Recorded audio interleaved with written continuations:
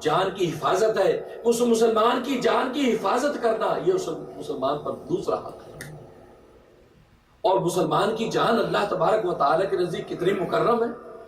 حجۃ الوداع کا موقع ہے، آپ کا پہلا اور آخری خطبہ ہے، پہلا اور آخری آپ کا حج ہے، اور آپ صحابہ سے پوچھتے ہیں بتاؤ کہ آج کون سا دن ہے؟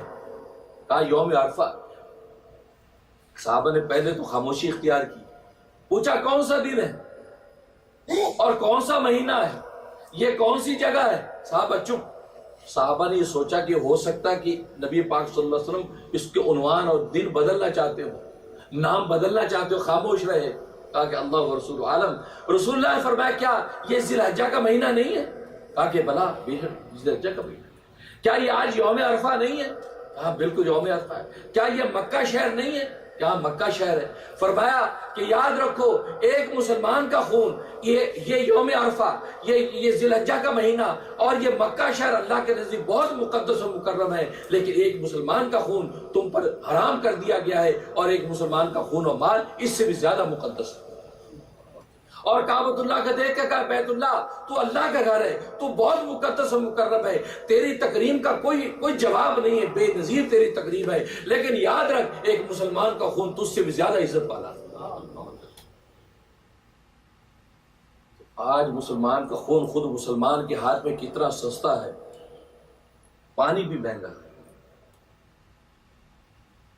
اور ابھی پاکستان کے اندر تازہ واقعہ سانحہ پشاور کا آپ نے خود دیکھا ہے، آرمی اسکول کے اندر معصوم بچوں کا کس طرح گلا کاٹا گیا، کس طرح ان کو یہ تحت ایک کر دیا۔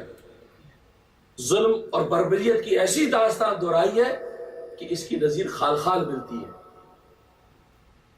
ورنہ اگر بالحیث الامہ دیکھیں پوری دنیا کے اندر ہی مسلمان مظلومیت کی چکی میں پس رہا۔ دنیا کا کون سا خطہ ہے جہاں مسلمان امن اور سلامتی کے ساتھ، کون سی جگہ ہے، کون سا اسلامی ملک ہے کہ جہاں مسلمان امن و سلامتی کے ساتھ ہے؟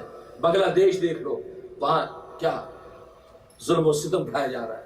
انڈیا میں دیکھو کیا کیا ظلم و ستم ڈھائے جاتے ہیں۔ پورا مڈل ایسٹ اٹھا کے دیکھو، سیریا، عراق، شام دیکھ لو، کیا عالم ہے، مسلمان کے ہاتھوں کٹ رہا ہے۔ کیوں؟ اس لیے کہ مسلمان آپس میں ایک دوسرے سے محبت نہیں کرتا، محبت کا حق پورا نہیں کرتا، اور دوسرا اس کے خون کی قیمت اس کی نظر میں کچھ نہیں۔